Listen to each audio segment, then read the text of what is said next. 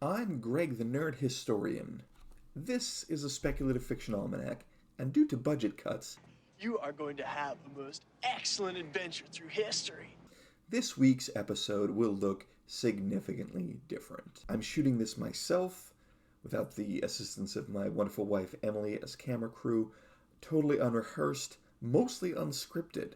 It's a bold strategy, Cotton. Let's see if it pays off for him. I've got a bunch of ideas which I'm about to put up on the screen next to here, which I'm going to film with my phone and then overlay in this quadrant right here.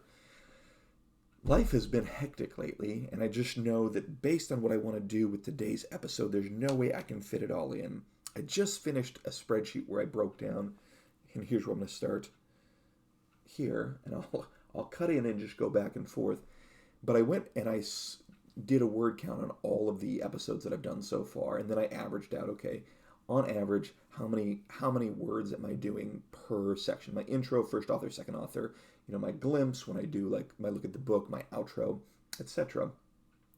And I wish I could get an infinity mirror going, but I can't do that. Or can I? Anyway, and I just realized, I'm like, there's no way I can fit this episode into this format. And I even looking at like the episodes that I felt best about, which were episodes 6 and 4. So last week's and then 3 weeks ago, I'm like, there's no way I can make it work. So I'm going to just do it unscripted. Do it live! I'll write it and we'll do it live! I'm at a minute 33. I'm going to try and get this done in 7 minutes or less. So let's start with this. All right, Charles Darwin. Birthday, happy birthday, Charles Darwin. Actually, yesterday, Monday the 12th, was his birthday. So obviously best known for The Origin of Species. Here's something that I didn't know until I started researching it. The Origin of Species, and the theory of evolution and natural selection, he developed in parallel with another guy, Alfred Russel Wallace. And kind of in the same way that, calculus was developed by Leibniz and Newton in parallel, and, political rap was developed in parallel by NWA and Public Enemy kind of at about the same time. They both kind of just came to the idea independently and communicated about it, and both of them kind of gave credit to each other, which is really beautiful. He also married his cousin, Charles Darwin, which is unfortunate, but it is funny that when he made a list which survived apparently in his papers, and in the list it has his pros and his cons for getting married. In the pros, he said, well, it'll be a constant companion for me in my old age, and it'll be better than a dog. And in the cons, he's like, it's going to be less money for books, which I just thought was hilarious. Okay, so that's Charles Darwin. He's kind of a standalone. Also and you can see, I started off, I'm like, okay, I'm making all these notes. It's a little crazy. I started scripting some stuff earlier, and I'm like, I have a great way to, do this. But I feel actually pretty good about my intro. I'll use that later. But I'm like, no, I need more space. Okay. Terry Bisson, happy birthday, also on the 12th. Terry Bisson wrote a couple of minor but important when they came out stories. They're Made of Meat, where two disembodied intelligences that can travel faster than light come to the solar system, discover that we're consciousnesses encased in meat. And they thought that was very funny, and then they left. He wrote another story called Bears Discover Fire, where bears learn how to make fire, and they're just having cookouts. They're just having cookouts like bears would do, obviously. So he also wrote some nonfiction, and I think this kind of tells you where the guy's politics are. He wrote a book on Nat Turner. He wrote a book on Mumia Abu-Jamal, who, if you don't know who that is, I'll put a link in the description. I'll just say it's worth reading up on. He also wrote an alternative history book called Fire on the Mountain. What would have happened if John Brown's raid on Harper's Ferry had been successful? History would have just been very different. That was 1959. It would have preempted the Civil War. There would have been a slave rebellion, which would have had a very different kind of story. Okay, so he also wrote, and this is important, They're Made Out of Meat and Bears Discover Fire were both published in Omni Magazine. And he also wrote the novelizations for The Fifth Element and Johnny Mnemonic, which, if you haven't seen them, Fifth Element is just general sci-fi space opera. Johnny Mnemonic, cyberpunk, kind of dovetailing with John Shirley. I haven't even talked about William Gibson yet. It's not his birthday, but he's coming up. Okay, so then on the 15th, I don't have birthdays, shame on me, for LeVar Burton and Jodorowsky, but okay, on the 15th, Douglas Hofstadter. Douglas Hofstadter is like this truly eccentric genius who wrote a book called Gödel, Escher, and Bach, The Eternal Golden Braid, where he explored like how consciousness can evolve from seemingly like meaningless context. I think I haven't read it yet. I actually ordered this book because I'm like, oh, I really need to read this. This is like right up my alley. His subtitle for this book is like In the Spirit of Lewis Carroll, and there's a bunch of wordplay and riddles, and I mean, I've just read the Wikipedia article about it, but then I went and read a couple of reviews and I'm like, okay, I gotta own this book.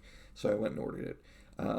He wrote the first book that was ever sold on Amazon in 1995. It was called Computer Models of the Fundamental Mechanism of Thought. He created this thing called Hofstadter's Butterfly, which I'm going to throw a graphic up here. Okay, it's with my left hand, which is like a 2D representation. Jesus, I'm at 6 minutes. 2D representation of electrons expressed graphically. Interacting in a space that's like super cool. Oh, and then last thing, and this sums up this whole episode. So Hofstadter's law is this great, very Douglas Hofstadter-y kind of thing where it refers to itself and it says everything takes longer than you think, even taking into account Hofstadter's law. So it's this like nice circular logic, which really circular logic less so, but more it's taking a long time. This episode has taken so long to get to, and you're like, oh my god, Greg, shut up and get to the point. Okay, Kathy Keeton right here. The original theme that I had in mind for this, and I still think I want to develop as I'm talking about it, is complicated legacies. Okay, Charles Darwin gets all the credit, but he did not develop the theory of evolution and natural selection in a vacuum. There were other people working on it, but he gets all the credit, and he definitely was like friendly with these other guys. So I wonder how he feels about that. Then there's Kathy Keeton. Kathy Keeton, born on a South African farm, 24 years of age. The AP called her one of the highest paid strippers in Europe. Pretty cool distinction. She goes on to marry, or no, she never marries, but she gets involved with Bob Guccione, who started in 1965 to compete with Playboy, and Hugh Hefner starts publishing Penthouse. Pretty sleazy. But then, so she becomes like part of the operations of this business. And then in like 1978, she decides, she's like, I really want to start a magazine that's like science and science fiction based, and also, also publishes like the odd fantasy story here and there. So she starts Omni Magazine, which you'll remember Terry Bisson had a couple of his like most famous, okay, I take that, Bear Discovers Fire was printed in Asimov's, but They're Made Out of Mate was published, okay, I'm not going to lie, I think I'll get the back. One of these is published in Omni, and that's important. She starts Omni, and so here's some things that she does. She publishes Burning Chrome, or Omni publishes Burning Chrome, so William Gibson's first ever like printed thing. Also publishes Johnny Mnemonic, which he writes the novelization for after it becomes a movie starring Keanu Reeves. Wish I could tie Keanu Reeves in here like 2 or 3 other times. I bet there's a LeVar Burton connection. Sand Kings by George R.R. Martin, which is apparently being developed into a Netflix series. Orson Scott Card, talk about complicated legacy. He said some really terrible things about gay people, but published some early Orson Scott Card. Eventually, in like 96, all of Omni like stopped being published in print and was just online on CompuServe, which is like, never mind, I'm going to move on. Okay. You're like, oh my god, Greg, shut up and get to the point. 1997, she dies, Kathy Keeton dies, and they just like, basically like the magazine folds. But I'm like, so she starts out as a stripper, marries the guy who publishes Penthouse, ends up like, that magazine gets a start to William Gibson, who, like I talked about last week, Neuromancer and John Shirley, and Johnny Mnemonic, and like cyberpunk as a genre is like very beholden to that. So I'm like, this lady, without this woman who was a stripper, like, we don't have cyberpunk, we don't probably have the Matrix, or if we do, it looks like very, very, very different. Similarly, and I teased this at the end of last week, and I've blown past my 7 minutes, I'm just going to put this up. I'm going to just put this up unedited. There's no way I'm getting this edited. The the best magicians will never let you see what's up their sleeve, counselor. 2 weeks ago, it took me like 15 or 16 hours to edit 8 minutes of footage last week. My cousin helped me out. Thank you, Joe. Shout out to Tuna, who did my editing last week. Also spent like 16 hours editing what was roughly like 8 minutes of footage. So I'm going to just throw this up here, and you know what? I'm in an experimental phase. We'll see how it goes. Here's my notes from last night that I didn't get it finished transposing because I'm like, let me just see if I can play jazz with this. It's going to be a big mess. Okay. Here's a guy who, like, previous to last night, when I started researching him, I would have just, recommended anything he'd done, like, without reservation. So Alejandro Jodorowsky, I actually don't even have his birthday on here, but I know it's this week. So the way that I first got exposed to Jodorowsky was there's a movie called Jodorowsky's Dune. This is the guy who tried to make Dune in 74. Somebody had bought the rights to it. I don't remember the legal side of it, but he hired Dali to like do a bunch of concept art, like Salvador Dali. Dali's like, the only way that I'll do it is if you let me play the Emperor in Dune, and you also have to pay me $100,000 an hour because I'm Salvador Dali and I'm insane, but in a less like structured way, I would argue, than Douglas Hofstadter, but in like an eccentric, charming way. The way I used to think Jodorowsky was, he made a couple like weird movies before that. I've seen The Holy Mountain. I hadn't seen El Topo, and I want to pause on Dune because this is another guy whose legacy got really complicated for me last night. So in reading about this acid western El Topo, there's this horrific description of how he raped the actress, and he told her like, I'm going to rape you for this scene. He was acting in it, and he like said like before this rape scene, like the not the actress but the character is frigid until she gets raped, and then that like awakens her femininity or like her female energy. And I read that, I'm like, oh my god, that's horrific. And then I went on to read about how when he described like making Dune, he's like adapting somebody else's work is like, you can't make a child with a bride unless you rip her clothes off and rape her. Like, that's the only way she'll consent to have a child, is if you rip her clothes off and rape her. Okay, so obviously I did come back and edit this. I want to be really clear here. When I say, like, the only way that she will consent to carry the child, that is a misuse of the word consent. Consent happens, like, before and during a sexual encounter, but not after. And I think what I was trying to convey that I understood Jodorowsky to say is, like, the only way, in his view, that a woman will agree to become a mother and carry a child is if the child is, like, forced upon her, which is just, I try not to swear on this channel, but it is just so fucked. The more and more I think about it, the more and more I'm like, you'll hear me what I'm saying. I'm not going to recommend this movie again, but I'll say that again in a minute. And that's what I was doing to Frank Herbert's Dune. Like, I was raping it, and I was raping it with love, but I was raping it. And I read it, and I'm like, God, I don't even know if I want to talk about this guy on my channel. Because previous to that, like, I would always get so excited when I talk about Jodorowsky's Dune. I'm like, you've got to see it. This guy was insane. His like production Bible, that there's only like, a handful of copies maybe known to have survived, was like this thick. It was this giant phone book and had all these pictures from people like Geiger, who, oh my God, I forgot to mention this. Geiger got a ton of exposure in Omni. Like Kathy Keeton and Omni really helped to bring H.R. Geiger, also of Alien fame, most famously, really helped bring H.R. Geiger to like a wider audience. So I'm like, well, there's that connection. Orson Welles was going to play Baron Harkonnen, Pink Floyd, and I can't remember who there was like a couple other bands that were, Tangerine Dream, I think, were going to like do the soundtrack. This movie was going to be 14 hours.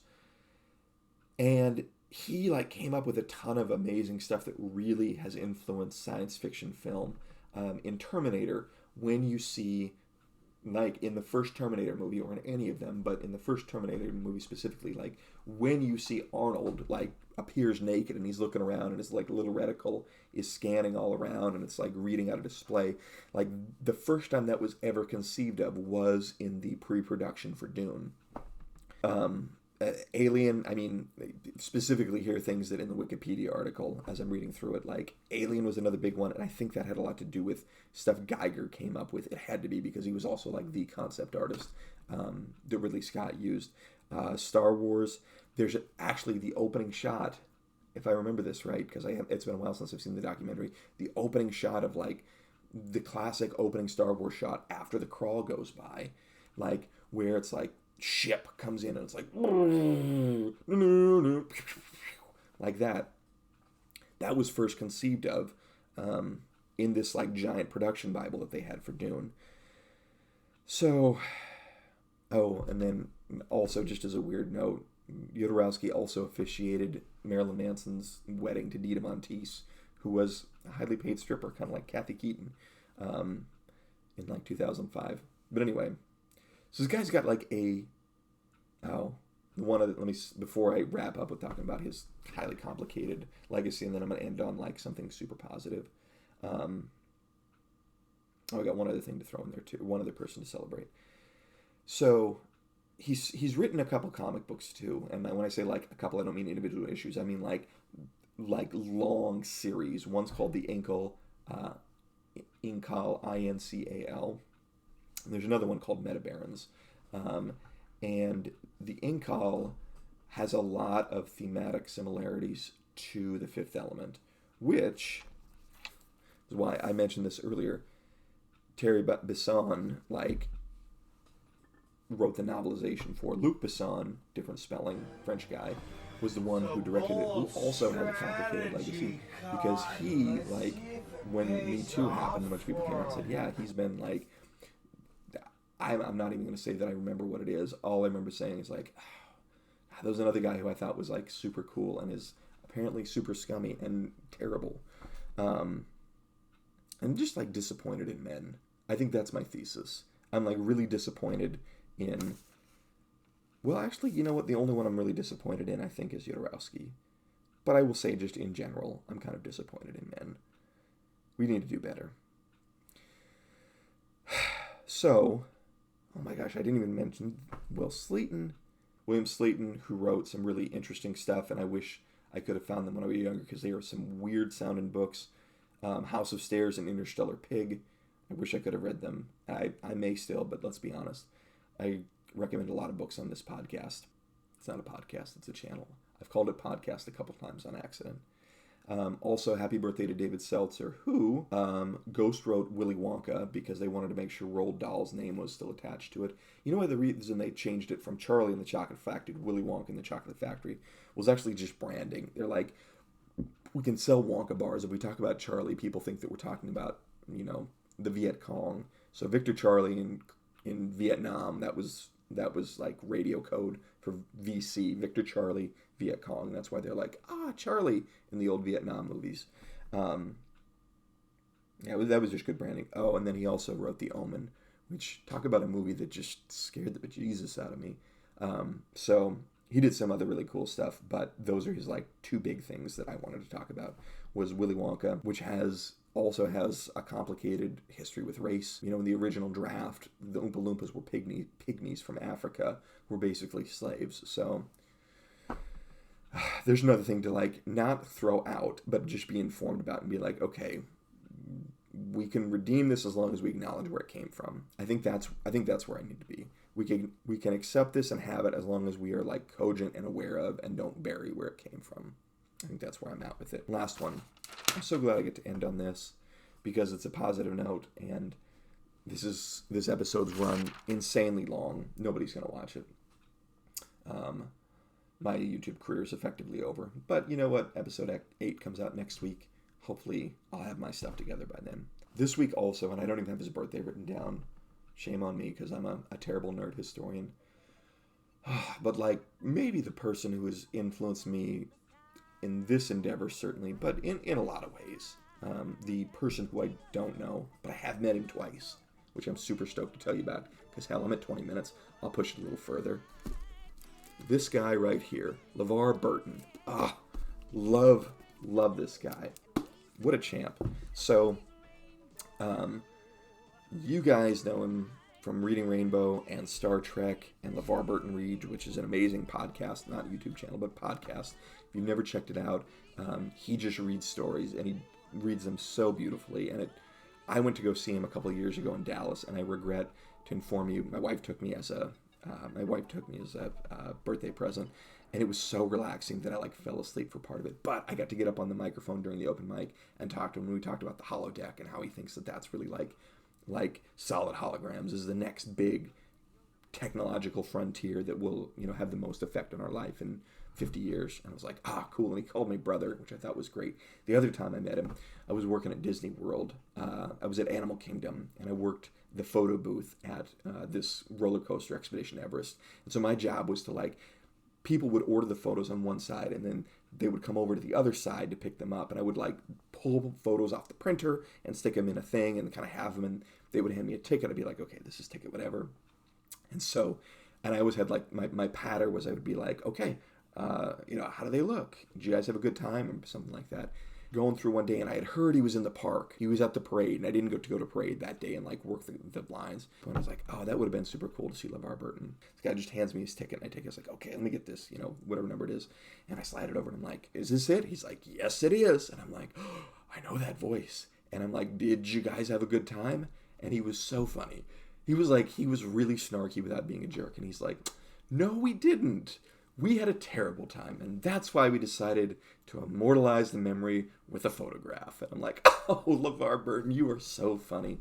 I don't think I shook his hand. No, I think I did, because I called my cousin Tuna, who edited my last episode, and will probably cringe when he sees this one. I think I called him and say, oh my God, I met LeVar Burton. Which, speaking of a guy with a complicated legacy, he was on Discovering Your Roots with Louis Gates last month. Yeah, it was in January 2024. We're in February 2024. And he discovered two things. One, he had an ancestor who served as a state legislator, a black state legislator here in Arkansas, in Jefferson County, in Hal B. Burton, I think it was 1886 or 1887. But he also found out that his great-great-grandmother, who he, according to Wikipedia, knew when she was alive, his great-great-grandmother had relations with a white man who had been a Confederate soldier, and that's actually his great-great-grandfather. So his great-great-grandfather fought for the Confederacy, and if I'm not wrong, was a slaveholder. He had a really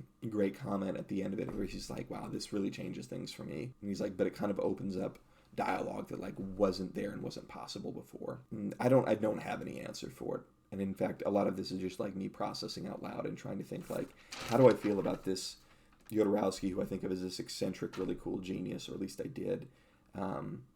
Say never meet your heroes, but I'm like, I think you need to. I think you need to meet your heroes, and I think you need to know all sides of them, or at least all sides that are sort of pertinent. And that's what do they do that's good? What do they do that's bad?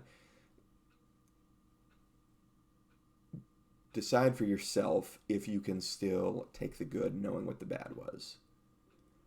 And I think the bad is far enough removed. I don't think I'm going to recommend Jodorowsky's Dune anymore, because it doesn't at all give the sense of the sort of the moral reality of that man. And I think that moral reality is important. Same way I can't listen to R. Kelly anymore for that same reason, because that moral reality is it's just too objectionable to me. And I recognize that this could be, somebody be like, well, it's a slippery slope, because you have to get rid of a bunch of stuff because of the moral reality of the people who created it.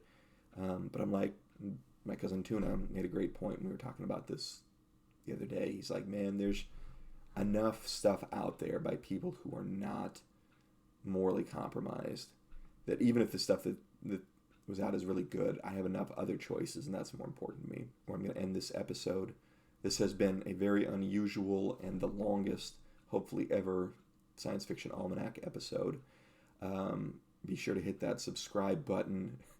If I haven't depressed you or bored you to the point of tears, give me a like. Let me know what you're reading in the comments. No glimpse of, what I'm reading this week. No affiliate links. I just don't have time for it this go around. But hopefully the Science Fiction Almanac will be back in its regular format next week. Until then, keep reading. Not bad. Greetings, my excellent friends.